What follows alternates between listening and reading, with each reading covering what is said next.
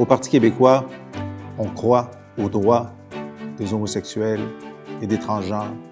On y croit tellement qu'au cours des années, on a été à l'avant-garde de changements législatifs et de changements de culture. C'est René Lévesque qui a introduit dans la Charte des droits et libertés de la personne au Québec l'interdiction de la discrimination sur la base de l'orientation sexuelle. Ensuite, c'est le ministre Paul Bégin, ministre de la Justice du Parti québécois, qui a introduit l'union civile pour les personnes de même sexe. C'est sous le gouvernement de Pauline Marois que le ministre Bertrand Saint-Arnaud a changé le Code civil pour permettre la reconnaissance de l'identification civile des personnes transgenres. Et l'an dernier, j'étais heureux de participer avec Carole Poirier à la commission parlementaire qui a produit le règlement qui fait en sorte que maintenant, les transgenres au Québec puissent avoir sur leur certificat et sur leur carte d'identification le genre réel, celui qui représente leur réalité. Il y a encore du chemin à faire. Cette semaine, nous avons déposé un projet de loi pour étendre cette possibilité aux personnes qui sont au Québec sans avoir la citoyenneté canadienne.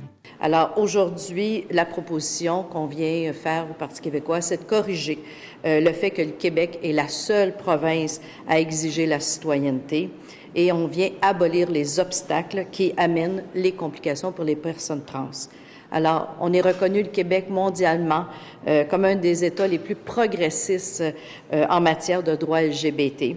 Eh bien, ce projet de loi va s'inscrire dans cette avancée et de faire du Québec encore un endroit pour l'accueil de toutes les personnes. Ce sont une population, une communauté très, très marginalisée qui vit dans la pauvreté, qui vit de l'exclusion du registre social. Le fait que nous n'avons pas nos documents d'identité qui correspondent à nos apparences physiques, à notre présentation physique, à nos identités, ne facilite pas l'intégration, ne facilite pas l'accès au travail, à l'emploi, ne facilite pas cette vie-là ici au Québec telle que nous l'avons imaginée et telle que le Québec nous a dit que vous allez la voir en venant ici.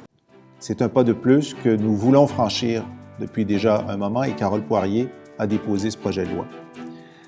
Évidemment, ce sont des étapes importantes sur le chemin de la tolérance et de l'acceptation les uns des autres.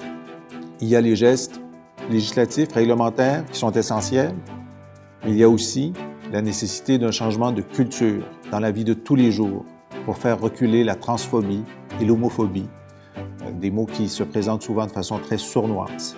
Il y a une acceptabilité sociale sur laquelle il faut travailler. Il y a des façons d'agir, de faire, de s'ouvrir à l'autre qu'il faut apprendre dans nos institutions, dans le secteur public et dans le secteur privé. Au Parti québécois, on est heureux d'avoir accompagné et souvent initié les changements qui ont permis de faire reculer la transphobie et l'homophobie et de donner des droits à nos citoyens. Et nous allons continuer sur ce chemin avec vous à faire du Québec un endroit de réelle tolérance.